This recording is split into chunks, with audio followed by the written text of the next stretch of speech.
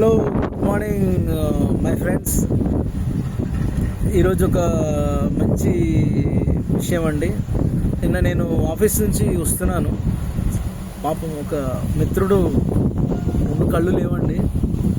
అయితే నేనే ఆపి అతన్ని బండి మీద తీసుకొచ్చాను. అతన్ని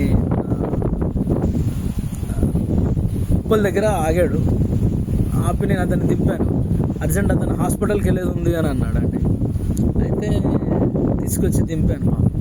సార్ మీరు ఎంత మంచివారండి, నన్ను ఆపి మరి ఇక్కడ దింపారు అని అంటే నేను చెప్పాను, సార్ మీరు మంచివాళ్లే, నేను మంచివాడినే, నేనేం మీ దగ్గర లాభం పొందాలనుకోవట్లేదు. అంటే మీలాంటి మంచి మనసు ఉన్న వ్యక్తి ఇంత తక్కువ, చాలా తక్కువ అండి అని అన్నాడు. తప్పు లేదండి, మీ కష్టాన్ని నా సుఖంగా భావిస్తున్నాను, తప్పేం లేదు. భారతదేశంలో ప్రతి ఒక్క వ్యక్తి కూడా ఇలాగే ఉండాలి అని నేను అనుకుంటాను అని అంటే అతను ఏమన్నాడంటే, మీలాగా ఉంటే భారతదేశం ఇంకా బాగుపడిపోతుందండి అని.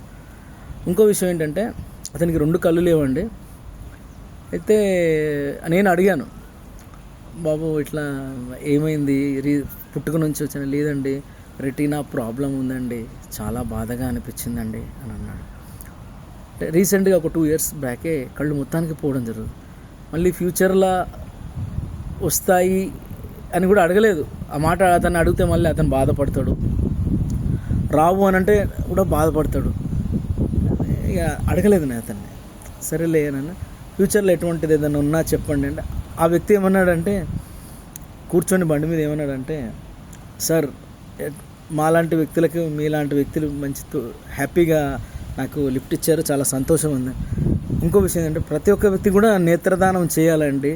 చేస్తే ఏంటంటే ఫ్యూచర్లో అతను చనిపోయినా కూడా అతని నేత్రాలు అనేటివి ఒక వ్యక్తికి అమర్చబడతాయి. తద్వారా ఏంటంటే పునర్జీవితాన్ని కూడా పునర్జన్మ వస్తుంది. అంటే ఒకటి రక్తదాత సుఖీభవ, రక్తదానం చేస్తే కూడా ప్రాణం లేదు. నేత్రదానం చేస్తే కూడా నేత్రదాత సుఖీభవ, అతను మరణించి కూడా మళ్ళీ కూడా జీవిస్తాడు.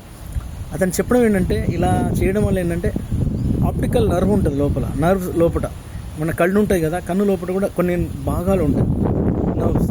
అది మనం తీసి వేరే వాళ్ళకి లేని వ్యక్తికి అమర్చినా కానీ కూడా అతనికి చూపు అనేది వస్తుంది. ఇన్ కేస్ ఏంటంటే చనిపోయిన వ్యక్తి దహనం చేస్తే అతని కళ్ళు అనేటివి పోతాయి. ఇన్ కేస్ మనం ఉండగానే నేత్రదానం కూడా చేస్తే ఏంటంటే చాలా మంచిది. ఒక వ్యక్తికి మనం ప్రాణదానం చేసినట్టు, నేత్రదానం చేసినట్టు అతనికి ఒక దృష్టి అనేది ప్రసాదించినట్టు. ఈ సృష్టిలో అతనికి దృష్టి ప్రసాదించిన దేవుళ్ళు మీరే.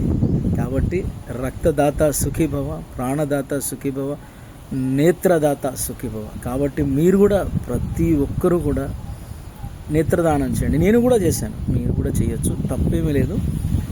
కాకపోతే ఏంటంటే దానికి ఒక ఫామ్ ఉంటుంది, చేయాల్సి వస్తుంది. ఇది చాలా రోజుల 2-3 days తర్వాత ఉన్న వీడియో చేస్తున్నామండి. కొంచెం బిజీగా వర్క్ ఉండడం వల్ల చేయలేకపోతున్నాము.